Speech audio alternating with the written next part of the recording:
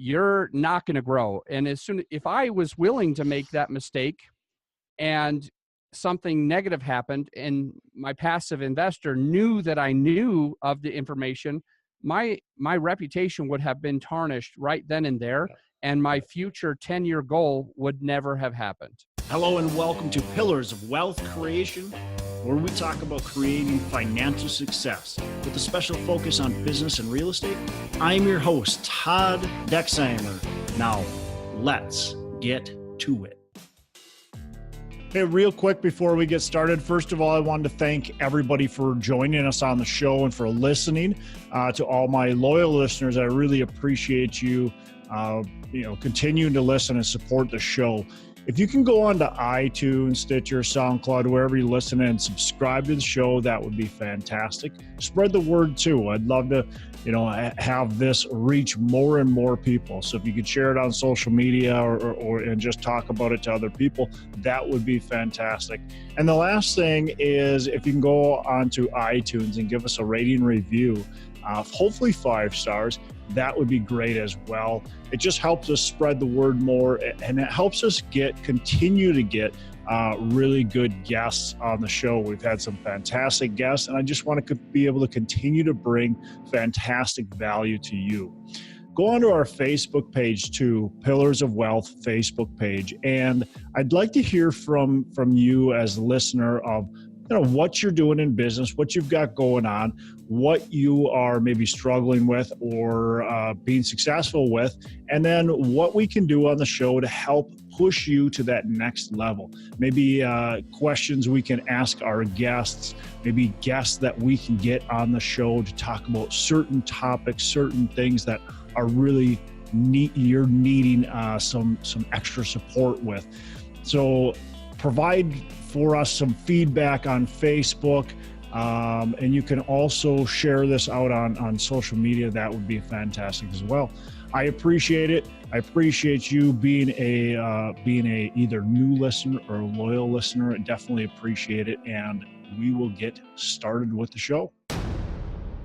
Hey, welcome back to Pillars of Wealth Creation. I'm your host, Todd Dexheimer. With me today, I'm excited to have Adam Adams. How are you doing, Adam, today? Fantastic. Thank you. Awesome. Well, I appreciate you joining us on the show. A little bit about Adam. He's educated hundreds of thousands of investors through hosting conferences, radio and podcast interviews, speaking mastermind groups, meetups, and also his coaching program. He's an organizer of one of the most famous and highest rated meetups in the world and the host of the Creative Real Estate Podcast. Adam's efforts to educate and inspire other investors has earned him the prestigious title of Master Investor of the Year from Think Realty and the ADS Incredible Value Award from Lifetime Cashflow. He's also a 3 times Hall of Fame winner in the RE Mentor for his success in multifamily syndications. So, I'll let you give kind of the rest of your bio. You're with BlueSpruce, and you guys are focusing on multifamily syndication. I'll let you kind of give the rest of your background, where you kind of came from and what you're focusing on today. Okay. Yeah. So I came from Utah originally. And by the way, thank you for having me on the show. This is awesome. I love your show. You're doing a great job. So I really appreciate it a lot. Well, came from Utah, and my stepdad that I grew up with is a real estate investor and always has been a real estate investor. So I kind of thought it was normal for people to be real estate investors because that's what I knew. We had self-storage units, we had multifamily, we had single family, my stepdad has land all over the place. I don't even know how much he has because he goes to tax deed sales. But when I was in college, he made me do it. So in 2005, he gave me a tax deed, literally for Christmas. He goes, "Here, Adam, here's a tax deed."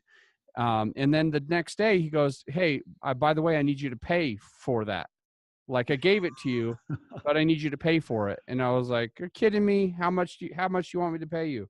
And he's like, $100. And I go, "How much did you pay for it?" He goes, $100. And I'm like, "Dad, this is not a gift. This is not a Christmas gift. you gave me something that you paid $100. Like, you don't want it. So you just told me to buy it. And like, I feel really obligated right now. So I, came up with the money. I was a college student. I came up with the money somehow, with my serving job. I was a waiter. And I gave him the $100. Of course, I gave it to him grudgingly. And then I kind of felt good. I was like, you know what? I own a piece of America. Like, I am a land owner. I thought it was incredible until the tax came the very next year, and I had to pay another $100. I brought it to my dad. Like, I said, Dad, look at this. Like, they want me to pay $100. What is this for? And he goes, that's for the taxes. I was like, do I have to pay it? And he goes, yeah, of course, it's property taxes. You always have to pay property taxes. And I started to think to myself, this is more of like a liability. Like, if I wasn't ready for this, I had to pay you the first $100. Now I have to pay another $100 to the state for something I didn't even know. I was never like really into the financials. I just saw my dad and I helped him work on properties. But 1 year after that, somebody said, I'll pay you $12,500 for your property. I did the math on, after paying the real estate commissions, that I was having like an 8,300% return. And it made me think for a second, maybe my dad's been right all along. Maybe real estate is where I need to be. So I read the book, Rich Dad, Poor Dad, and learned a little bit of Robert.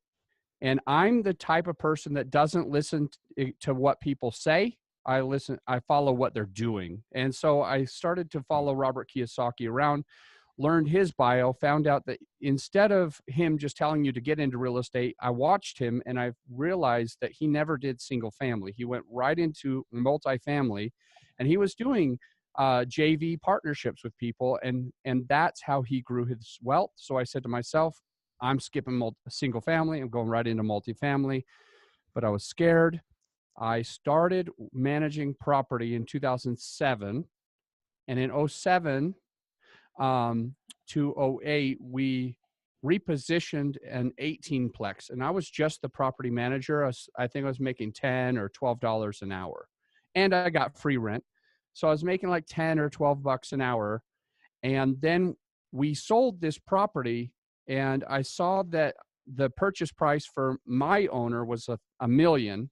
And I saw that the sell price for my owner was $2 million. And I thought, it only took 1 year. He paid me to do everything, and he just made $1 million. Like, that's nuts. He didn't hardly work for it. And so I got excited. I said, this is what I'm going to do, value add. So I bought my first multifamily. I lived in it's like a house hack, and lived in one of the units, had roommates for the other units, and was trying to do the same thing, but I guess I bought it in 08. It didn't go smoothly or perfectly, but I did come out unharmed. However, with my tail between my legs. So that was 08. I had that for 3 years. And in 2015 is when I got back into real estate. So just a quick thing. I did almost everything. I did tax deeds. I did fix and flips. I did single family out of state buy and holds. I did small multifamily out of state buy and holds. I did commercial multifamily out of state buy and holds. I tried a bunch of different stuff. And I found the most success with multifamily syndication with larger assets. That's the whole info. So Adam, I like that story where you're working for this property owner that buys the building for $1 million. You do all the work. He sells it for $1 million profit, and you go, wow, how can I do this myself? Where a lot of people have the mindset of, oh, that filthy person, he did this, and, that took advantage of me. And you kind of, a lot of people look down upon that and called themselves a victim. Why was your mindset different than, I guess, maybe the rest of America? The other 3/4 plot, probably actually that's maybe 90% of people would have been the victim. I'll be completely honest. I didn't feel like a victim, but I was kind of in my mind, I was curious if he was going to give me like $100,000 bonus or Yeah. something. Yeah. Yeah. I was like, okay, that's cool. He just made he's about to make $1 million when this closes. I bet he gives me 10% because I did such a great job. So I was just kind of curious if he would.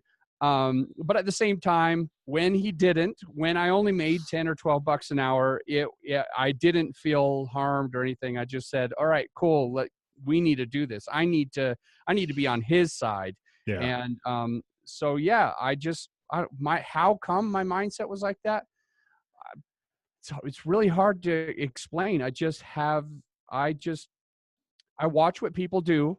I saw what he did. I looked at every part of how he did it, and I said to myself, I can do the same thing. Like, who cares what's in the past? I just got an education that was more valuable than any other. Some people pay $40,000 to get an education that isn't even half of what that was. And I just got it, and I made, I don't know, 20,000 that year. Right. Made a few bucks. Yeah.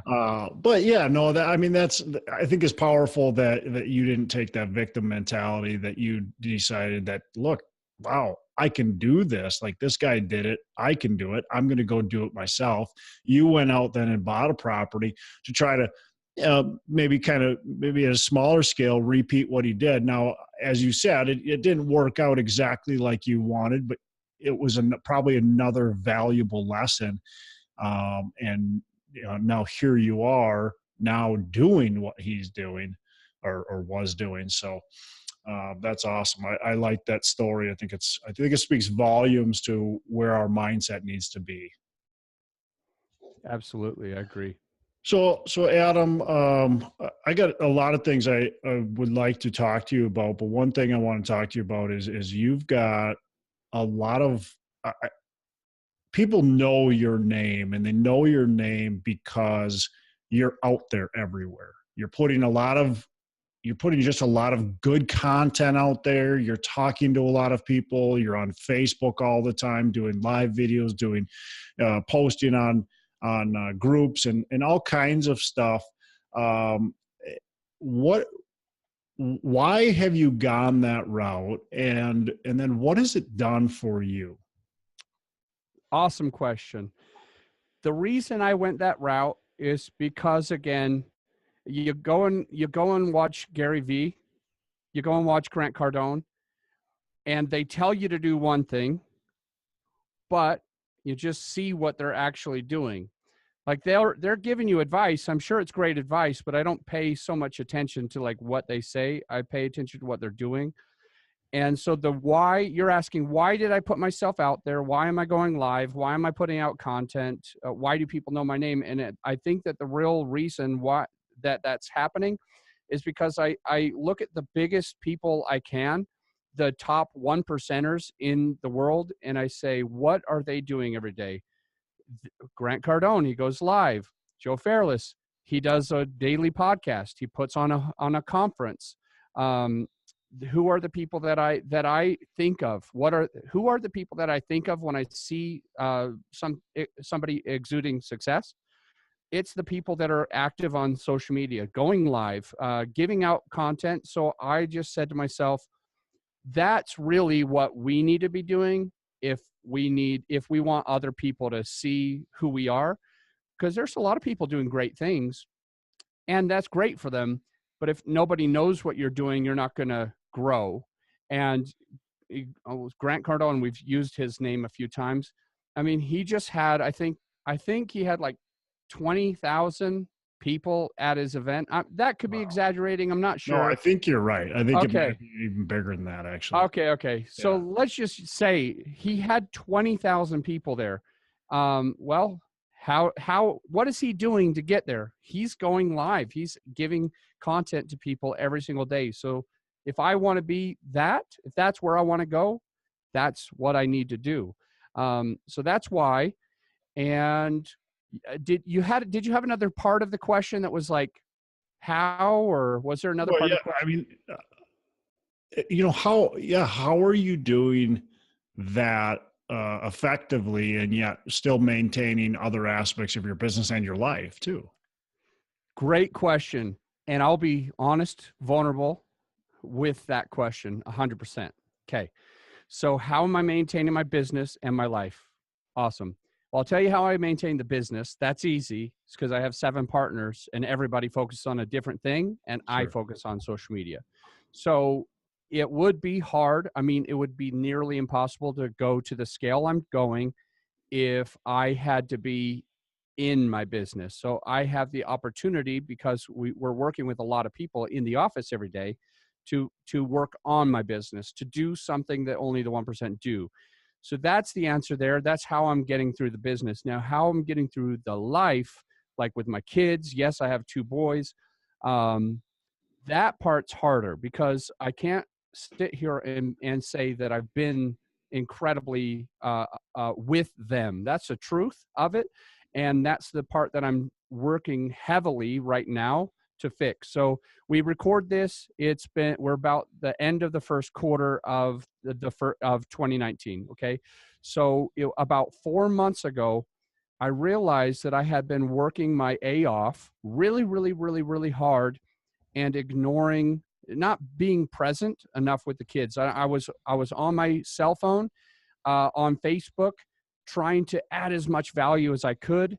And so when my kids came up, they would say, "Dad, I need this," and I would say, "Hold on, let me finish this," and I would get kind of sucked into my phone, and "Hold on, let me finish this." I thought would be like 10 seconds, but what ended up happening is like 30 minutes later, I'm like, "Okay, son, what was that thing that you needed?" So I'm making a strong effort now to change that. So over the last 4 months, what I'm doing a little bit differently is I wake up in the morning, and this might resonate with a few people, so it's good to mention this.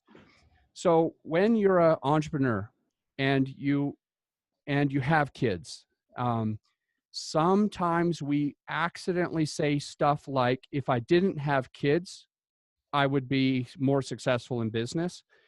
And I was saying that. And I think what I was getting out of it, what was happening, is slowly it made me stressed out and resentful that I had to have these responsibilities that were holding my business back, which in fact was in turn because I wanted to grow them, or at least I was saying that.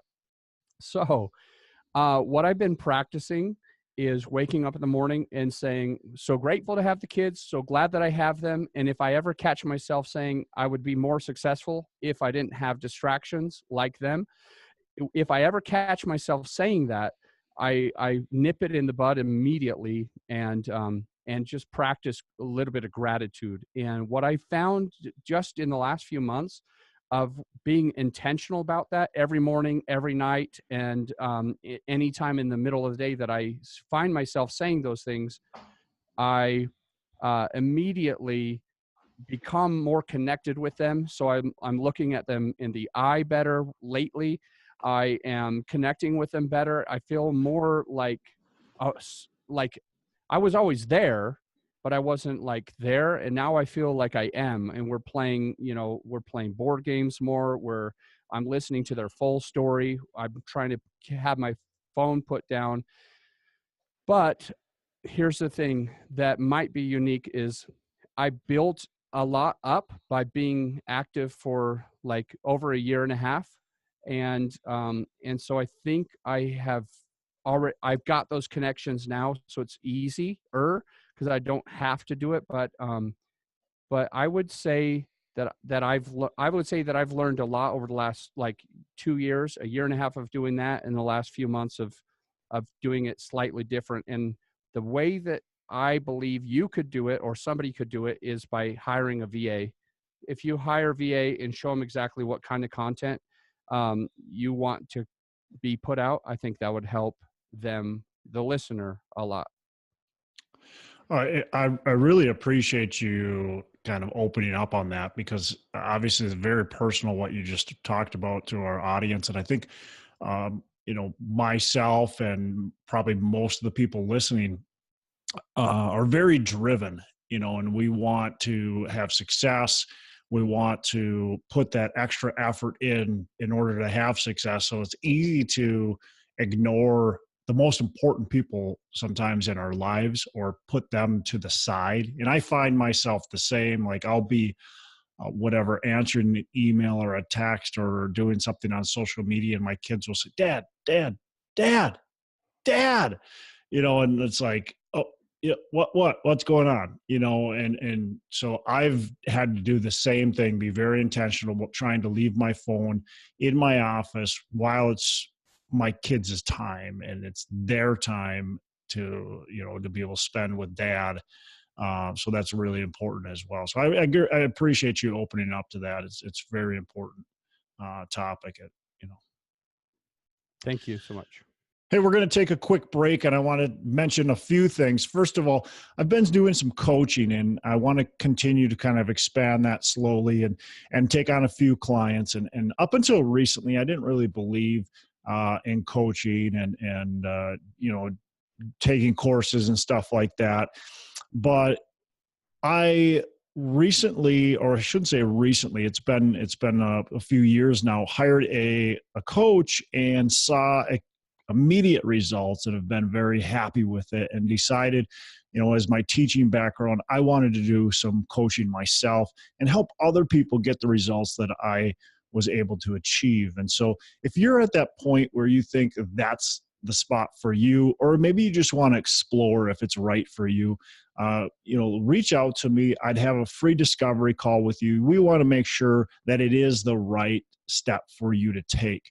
There might be other things that you can do to get success, and coaching might not be it. But let's have that discovery call to find out if that is the step that you need to take. So it can really make a major impact in your business and get you to that next level. The other thing is John Stiles. He's on this show every single week with me on the Hump Day Hustle. And John Stiles is a real estate agent in Minnesota, and he will help you find a good investment property.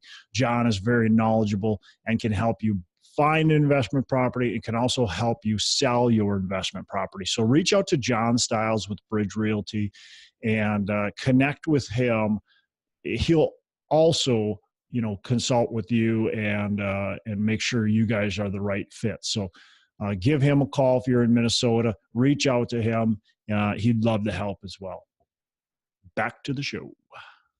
What specifically have you found to be the most I guess the biggest part of your success in building your network? What have you done, maybe one or two things that have been really successful and be able to build that network up? I go between a lot of different things. And so you want me to pick two. And so what I would say to that is, number one, my podcast.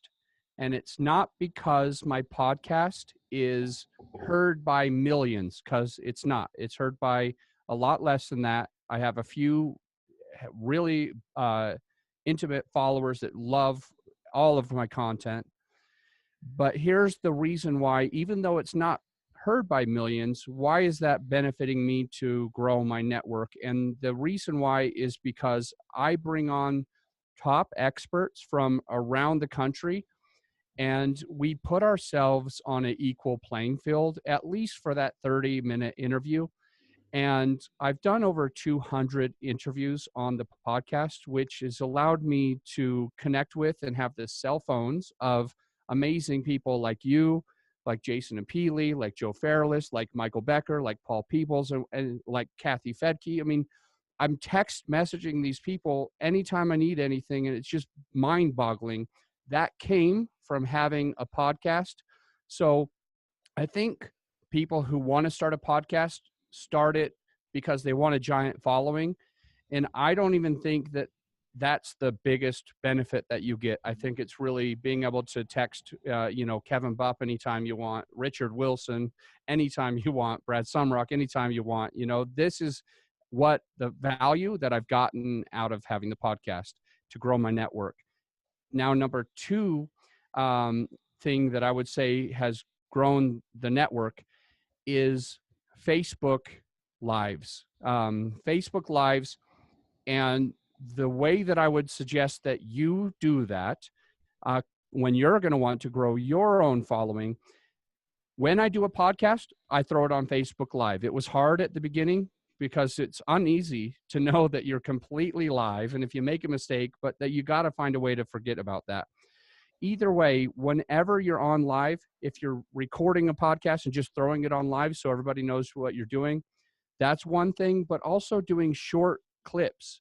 And people want to have like a professional background. People want to have like a suit. People want to have their phone like held by some expensive camera, and they want to use a mic on their Facebook Lives. You don't have to do all that. You can literally just pick up your phone, go Facebook Live, and just kind of hold it there and just drop a couple value bombs is in the shortest amount of time.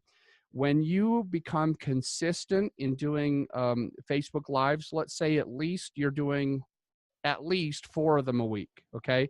And they can be anywhere from 2 minutes to 20 minutes max. But it's probably better to just have them 4 minutes or less, because then you know that your audience will stay on that Facebook Live the entire time.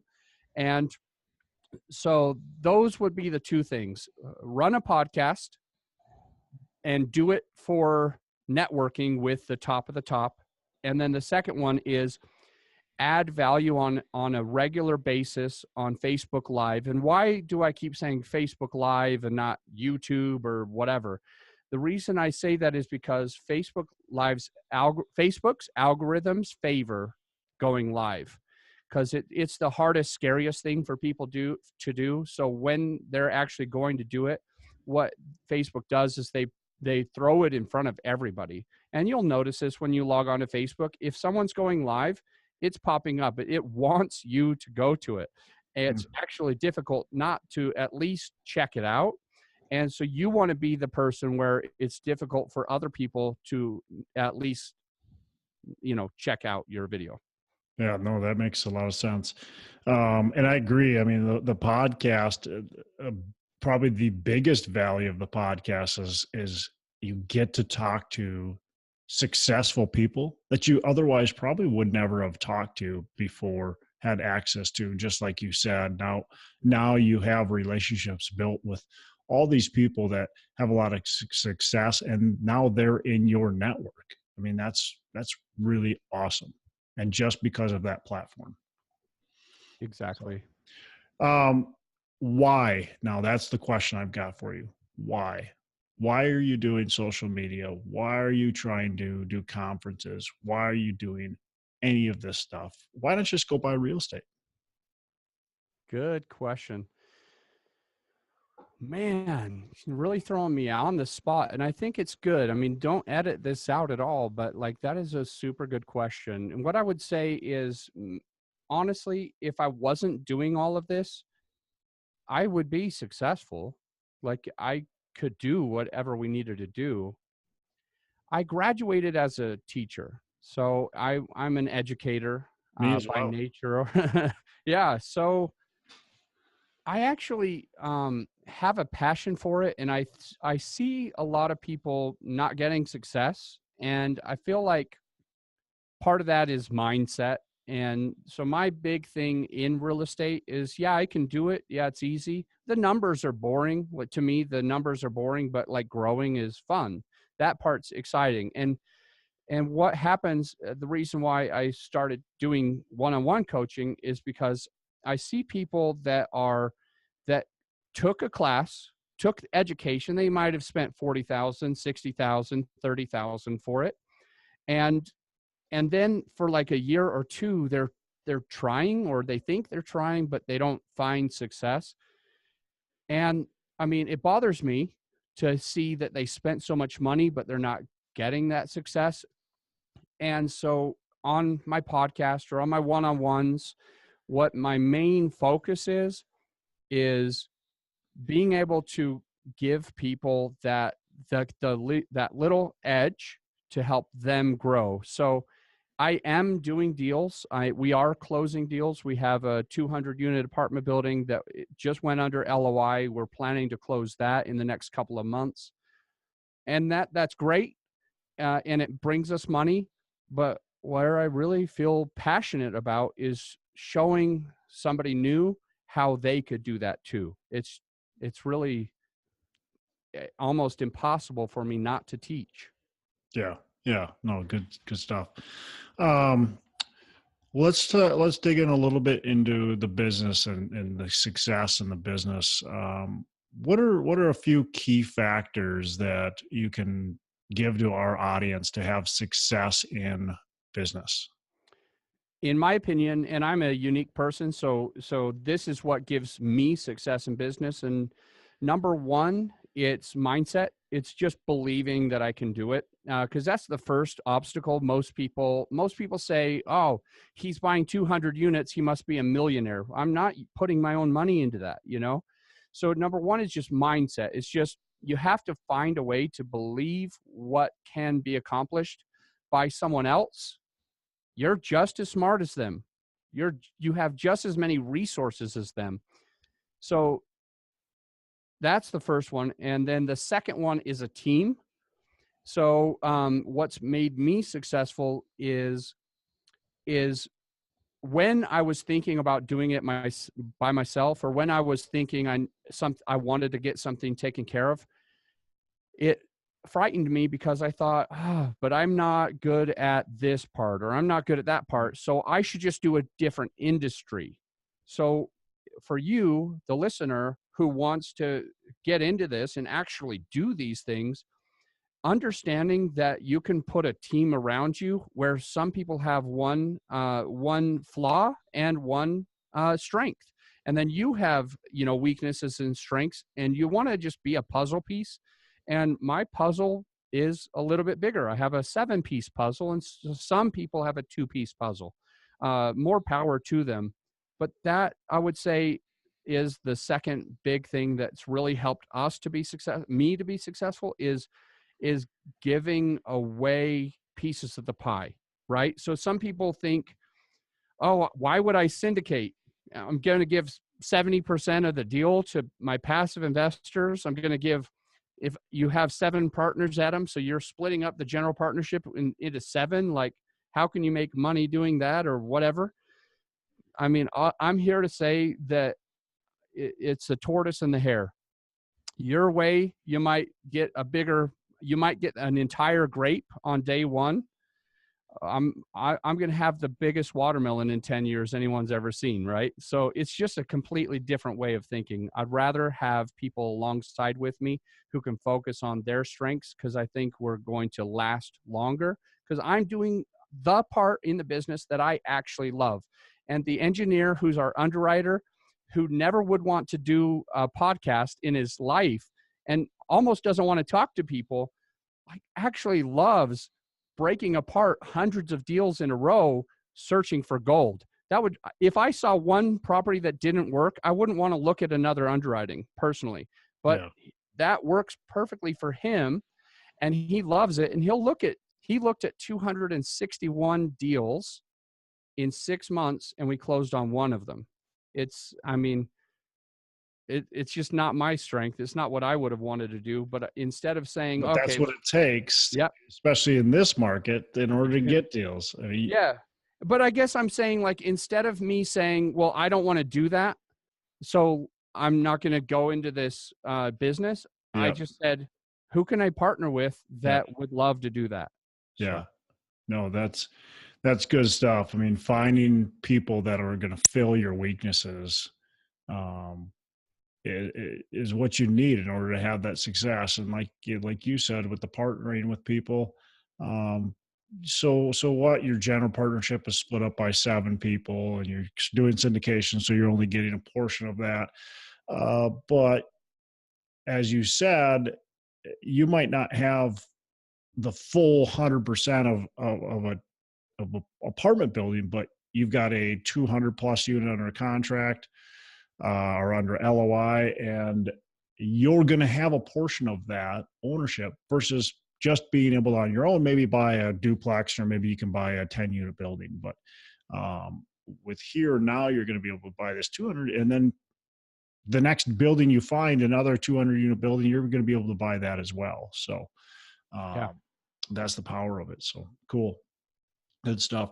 What's a big mistake that you've made in business, and how have you learned from it? Well, one of the mistakes that we made twice is partnering with the wrong people. Hmm. So here I am talking about go and find partners, and it's all good. Just partner with other people.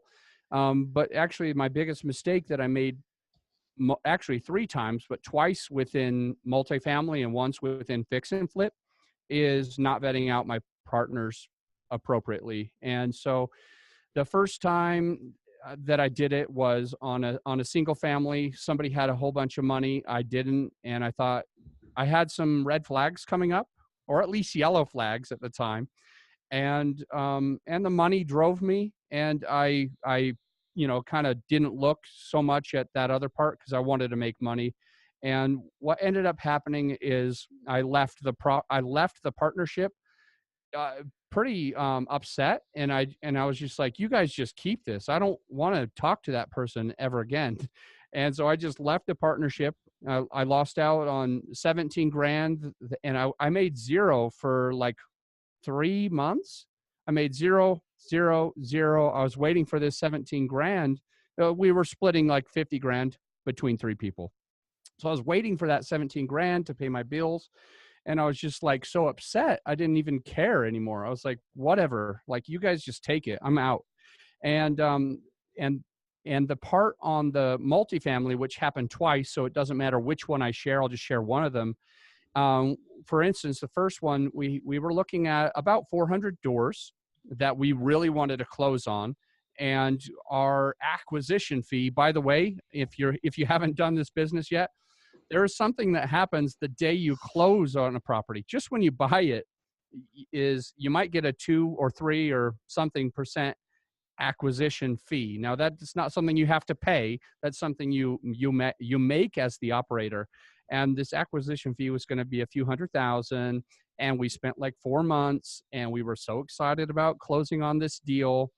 And then one of my passive investors and we raised all of our money. Like we were partnering, we were bringing equity to the deal. One of the passive investors did some research on the general partnership, because I say on my podcast to all my passives, I say like every day, you got to vet them.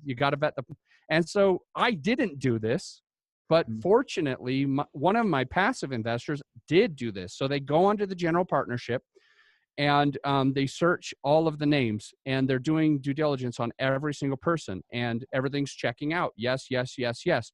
And then there's this LLC on general partner.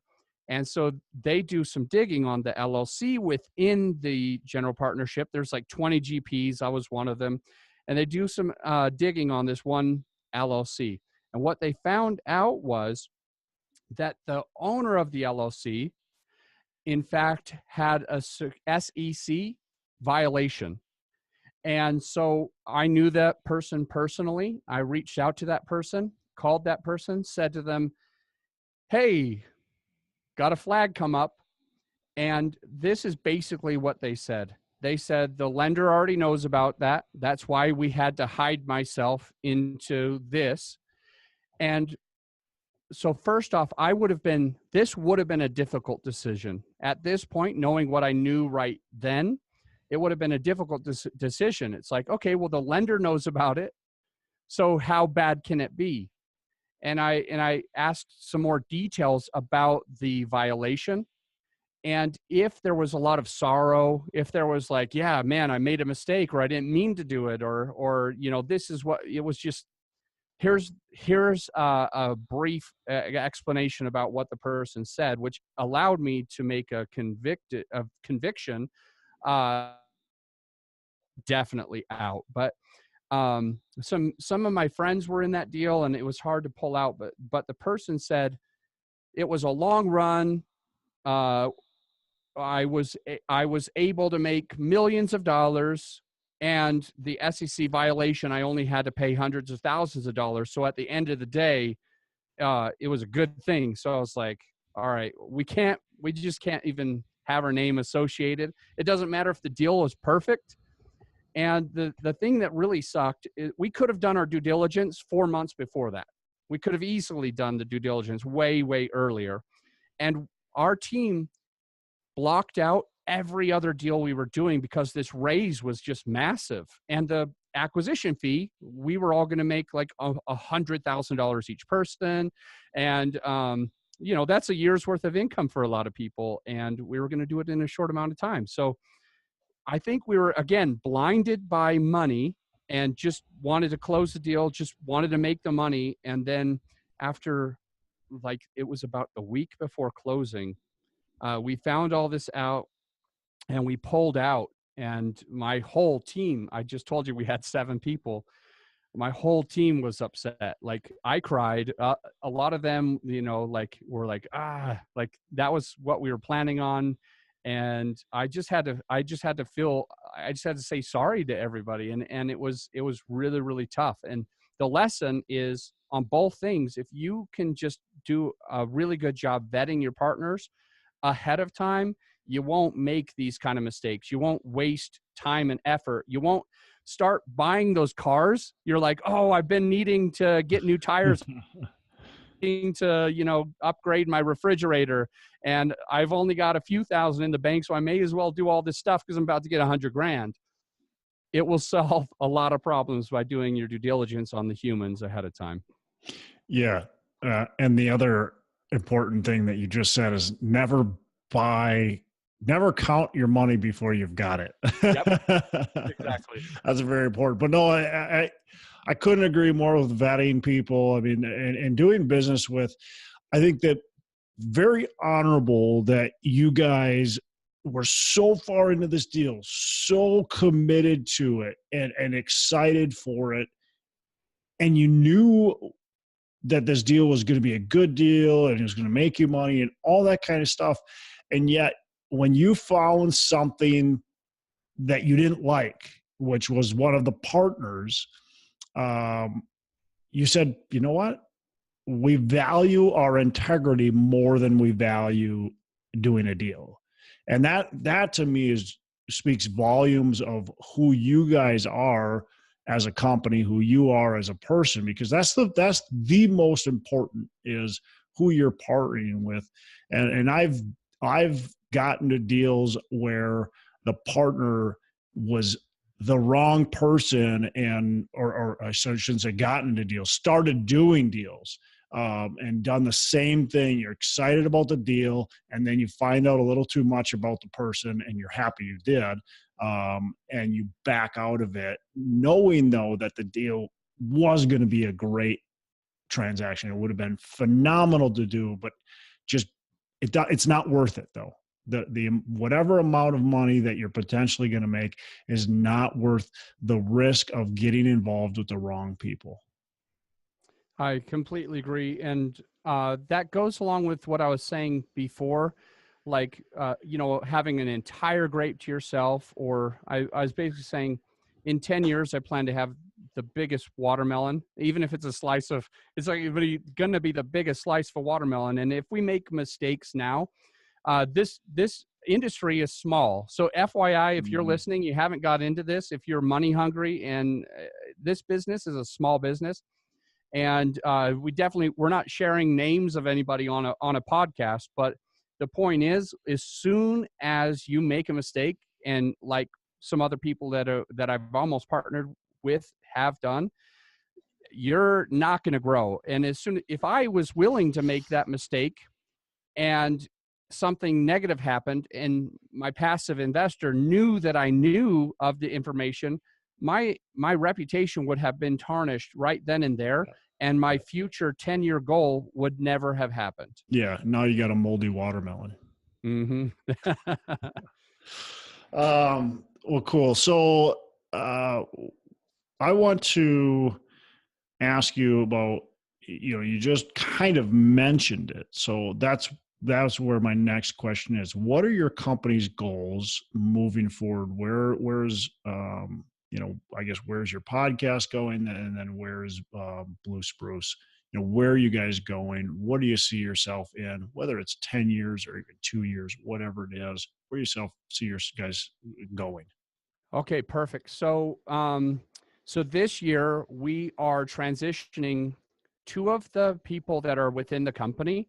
We're transitioning them from acquisitions to education. We found the more that you can educate other people with through masterminds or for through like one-on-one, or even if you have an online course about something, if you can educate more people, they're attracted to you. What you'll notice is my friends Mark and Tamil Kenny, amazing people. I love the heck out of them. I think they're great people. Now, they had about 1,000 doors, and most of those were passive.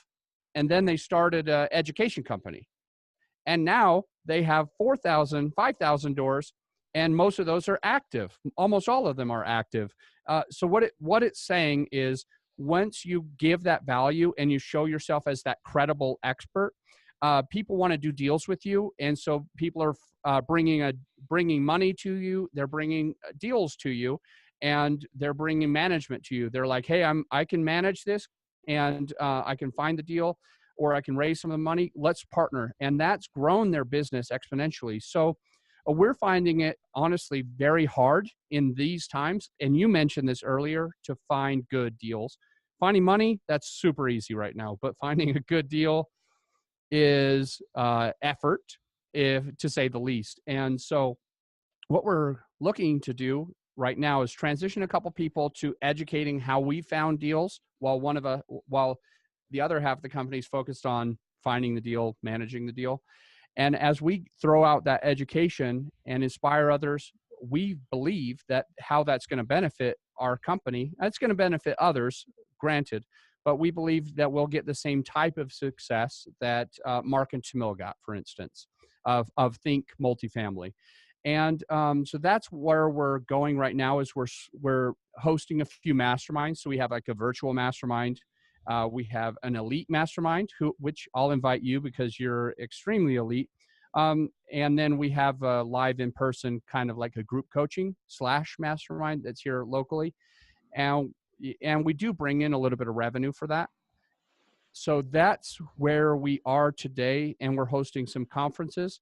Where we want to go is we want to have solid sponsors at the events, so that we can afford to really bring a lot of people together and grow our network that way, by just providing value. So our goal, to sum it up, is to provide more value this year than we did last year, and to find a way to do that again in the next year and the next year and the next year, through education or just hosting events that people believe in.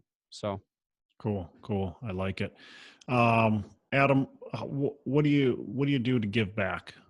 Other than, I guess you've got education, so that could be huge, but yeah, the big thing that I was doing last year is I was coaching and mentoring for free. And I still have my 10-minute calls are still free. Like, if someone wants a quick 10-minute, but like my 30-minute call, when people are like, hey, can I talk to you for an hour or 30 minutes? That is $200 and something. But I still think that people get the value, because a lot of times I just felt like, let me back up. Last year, I made a lot of free calls, or took a lot of free calls, added a lot of value to a lot of people by phone calls, and saw a lot of people having success. And because we're in the limelight, because we have a podcast and events and things like that, so many people wanted to have those free calls that it was holding our business back. So, so we actually are starting to make those charge, and I still feel like we're adding more value now. So how do we give back? Really, it's finding out the best way that we can educate people with a win-win. Hard to explain, but that's really what we're trying to do to give back, is education. Absolutely. Cool. 2 more questions before we wrap up. One quick one is, what's your favorite book, business book, real estate book? Man, if somebody's wanting to do multifamily, right now. Joe Fairless, a friend of ours, he wrote a book that gives away way too many secrets. I think he charges $40 or $50 for it. I'll tell you what, like that is $100,000 education in that one book. So if I was going to pick something for a syndicator to use where they learn all of the strategies and how to do every part of the business, it's going to be, I think it's called Best Ever Apartment Syndication Book by Joe Fairless and Theo Hicks. Okay, great. Last question. What are your 3 pillars of wealth creation? Okay. Education, team, mindset. Perfect. Short and sweet. I like it. Yeah. Well, Adam, that's it for the show. I need to then ask you, how can our listeners get in touch with you, get more information about what you're doing, connect, all that kind of stuff? The single best way is to go to the website, realbluespruce.com, and they can find all of our education there. They can find our events there. They can find my email there. So just go to realbluespruce.com and they can have any information they want. Perfect. Well, Adam, I appreciate you joining us on the show. Tons of value, tons of great stuff. I think we covered a lot in this episode, so I appreciate it, and have a fantastic rest of the day. You too. Thank you. Hey, special thanks to Adam Adams for joining us on the show. I appreciate him spending time with us and giving us a ton of value. First of all, a couple things that he said that I really took from this episode is follow what other people are doing and not saying. So follow what other people are actually doing. He talks about also building a social media platform and doing something that gives you expertise, not leadership, that type of thing. The last thing he talks about is the importance of building a team, and then also the importance of vetting your partners and making sure you understand who you're actually getting in business with. And he gave us a good example of that, and the potential harm that not vetting your team can do for you. So again, thanks for Adam joining us on the show. Appreciate him spending time with us. And thank you for joining us and listening. Hopefully you took at least a few things from this episode. What I encourage you to do is write down a few key things that you took from the episode and make sure that you implement that into your business, into your daily life. I'm Todd Dexheimer. I'm signing out. Make every day a Saturday. Hey, thanks for listening to the show. Couple things before we go. Again, go on to our Facebook page, Pillars of Wealth. We'd love to have you on there. Go on to iTunes, give us a rating and review, and subscribe to the show. Also, don't forget, reach out to me if you want any help with potentially growing your business, and reach out to John Stiles to help you buy or sell real estate. Thanks for listening. We appreciate it. Have a fantastic rest of the day. And as I say, make every day a Saturday.